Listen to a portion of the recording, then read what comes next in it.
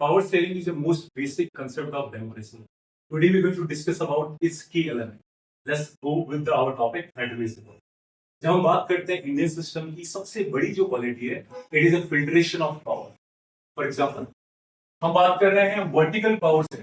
आप लोगों ने मैथमेटिक्स में वर्टिकल और हॉरिजॉन्टल लाइनिंग देखी होगी. फॉर एग्जांपल अगर वर्टिकल की बात करते तो अपन लाइन ऐसे खींचे, तो वैसे ही ये पावर डिवीजन का फीचर है जो एक वर्टिकल लेवल. इसको क्यों रखा गया है कि ताकि ये मोनार्की डिक्टेटरशिप ऑथोरिटेरियन से अलग रहे और पावर लोगों तक रहे. Because democracy is all about the power in the hands of the people.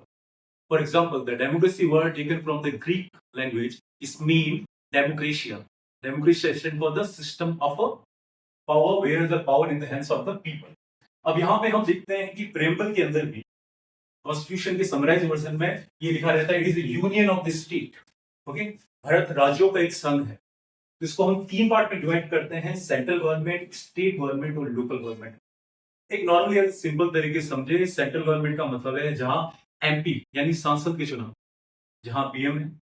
State government हो गया जो एक स्टेट की गवर्नमेंट है, जहां एमएलए की बात करते हैं. और लोकल गवर्नमेंट जहां दो पार्ट में हम डिवाइड करेंगे in local government. One is rural government and another is urban government. Rural government में बेसिकली हम बात करते हैं सरपंच की. ओके, और अर्बन गवर्नमेंट में municipal party, municipal corporation. Simple language में जहां हम पार्षद की बात करते हैं, काउंसिल पर्सन. तो पावर को तीन पार्ट में डिवाइड किया गया है. उसका मेन टारगेट ये रखा गया है किसी एक के पास पावर ना है. तो सेंट्रल गवर्नमेंट बेसिकली अपने पास पावर रखती है, जहां पे हम बात करते हैं एमपी की, और MP stand for the member of parliament.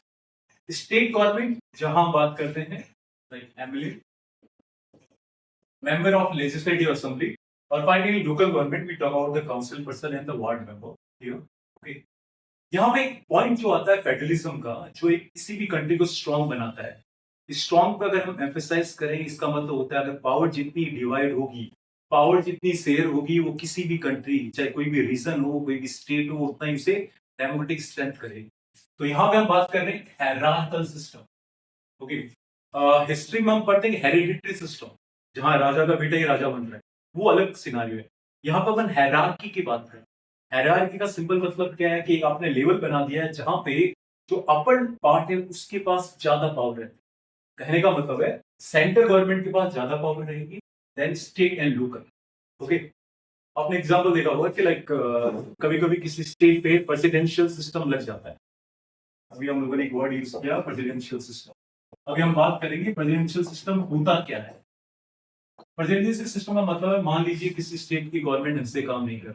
Okay, और वहां का जो कॉन्स्टिट्यूशनल हेड है, the head of the state, state की बात कर रहे हैं हम लोग, गवर्नर यानी राज्यपाल, जो आगे इस चीज को अप्लाई करेगा सेंट्रल गवर्नमेंट को, कहेगी गवर्नमेंट यहाँ ढंग से काम नहीं कर रही. Then in scenario central government going to be impose a presidential system. इसका मतलब है इस पर्टिकुलर स्टेट की गवर्नमेंट उस वक्त के लिए रिमूव हो जाएगी और वो एरिया टोटली चला जाएगा सेंट्रल गवर्नमेंट के अंडर में, जैसे अभी हाल ही में मणिपुर के साथ हुआ. तो this kind of scenario were there. ज्यादातर आप स्टेट में अगर हम बात करें या ज्यादातर कंट्रीज देखें, यूरोपियन हो या अमेरिकन कंट्रीज हो, नॉर्मली दो ही है, लाइक सेंट्रल और स्टेट गवर्नमेंट तक लिमिटेड है. लेकिन हम इंडिया जैसी कंट्री की बात कर रहे हैं जहां सिनेरियो देखो, आपने बेल्जियम कंट्री के बारे में सुना होगा, यूरोपियन कंट्री. उसके उससे बड़ा तो हमारे यहाँ हरियाणा स्टेट. क्लियर. तो यहाँ पे ऐसे कई सारे ऐसे स्टेट आते हैं जो यूरोपियन कंट्रीज से बड़े हैं. तो that's why this more power sharing is required. तो मेन यही कोशिश किया गया है कि जितना इसको फिल्ट्रेशन किया है उतना बेटर रहता है. The another feature of our federalism is that we are following the indirect democracy.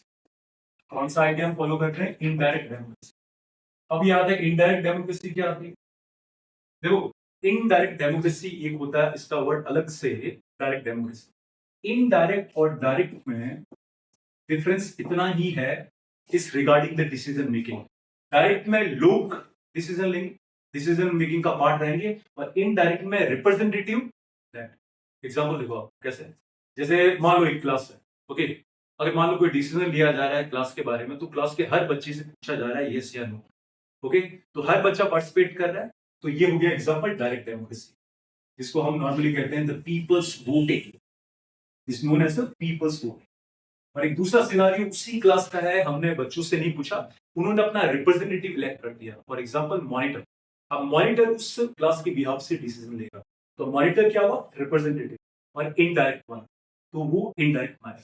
तो इनडायरेक्ट में डिसीजन मेकिंग रहती है, जैसे एमपी है, एमएलए है, these kind of leader are there. So that's all. In a conclusion, we can say that this is all about the power sharing. The country will grow, the society will grow, the political system became more stronger when we implement the power sharing. Power sharing is core scenario of any democratic government that we have. Okay, तो आप लोग मुझे एक चीज बताइए comment के अंदर कि ये एमपी और एमएलए राजस्थान के कॉन्टेक्स्ट में, मतलब आपको ये बताना है कि राजस्थान स्टेट में कितने एमएलए हैं और उसी स्टेट से कितने एमपी जाओ। Okay, thank you so much.